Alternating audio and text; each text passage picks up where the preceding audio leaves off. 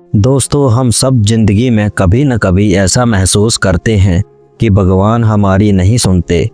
हम मांगते रहते हैं लेकिन हमें मिलता नहीं। हम सोचते हैं कि शायद हमारी प्रार्थनाएं अधूरी हैं या भगवान हमसे नाराज़ हैं।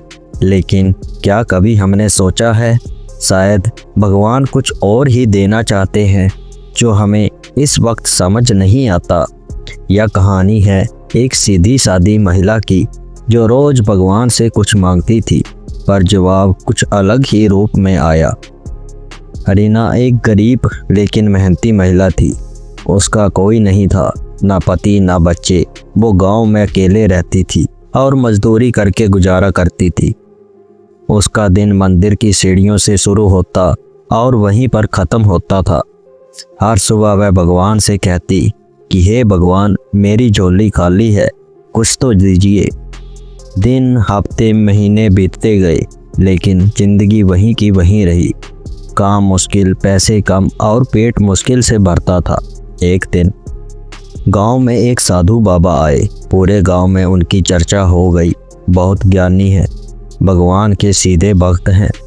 रीना भी उनके पास पहुंची और बोली, बाबा, मैं रोज़ भगवान से मांगती हूँ लेकिन मुझे कुछ नहीं मिलता। क्या भगवान मेरी नहीं सुनते? जो साधु थे वो मुस्कुराए और बोले, बेटी, कभी कभी भगवान देने से पहले दिल में जगह बनाते हैं। वो पहले खाली करते हैं ताकि भर सके। जो तुम खो रही हो वही असल में कुछ बड़ा पाने की शुरुआत है। रीना चुप रही लेकिन कुछ समझ नहीं आया। अगले दिन सुबह जब वह मंदिर की सीढ़ियों पर बैठी थी, एक छोटा सा बच्चा आया। मैले कपड़े, सूखे होंठ और भूखी आंखें। आंटी, बहुत भूख लगी है, कुछ खाने को मिलेगा? रीना ने अपनी झोली देखी। बस एक रोटी और थोड़ा अचार था। एक पल सोचा, फिर वो खाना बच्चे को दे दिया। बच्चा मुस्कुराकर बोला, आंटी, आप भगवान जैसी हैं। रीना के चेहरे पर हल्की मुस्कान आ गई लेकिन मन में एक टीस सी भी थी। अब तो सच में मेरी झोली खाली हो गई। उस रात उसे सपना आया। भगवान ने दर्शन दिए और बोले, रीना, जब तुम्हें भूखे को खाना दिया तुमने मुझे दिया। उस दिन तुम्हारी झोली खाली नहीं, सबसे ज़्यादा भरी थी। दया, सेवा और प्रेम से, यही असली दौलत है। सुबह सुबह वही साधु बाबा फिर मिले। उन्होंने रीना की आंखों में चमक देखी और कहा, अब तू जान गई है भगवान कब और कैसे झोली भरते हैं। उसी दिन गांव के एक अमीर घर में काम करने के लिए एक भरोसेमंद महिला की ज़रूरत थी। किसी ने रीना का नाम सुझाया। उसे काम मिल गया, तनख्वाह भी अच्छी थी और अब रोज़ का खाना भी पका हुआ मिल रहा था।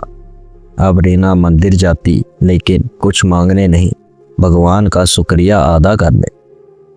दोस्तों, इस कहानी का सार भी यही है कि कभी कभी भगवान हमें वह नहीं देते जो हम मांगते हैं, बल्कि वह देते हैं जो हमें वाकई चाहिए होता है।